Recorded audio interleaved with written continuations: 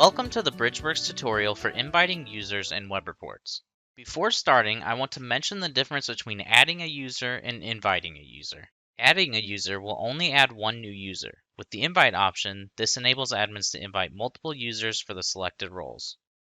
To get started, we need to click on the Users tab located on the left side of the browser. This will take us to the Management page. Once you are on the Management page, you will need to click the Invite button. This will open a form to enter the user's emails and select the roles. Please note that each email will need to be separated by a semicolon.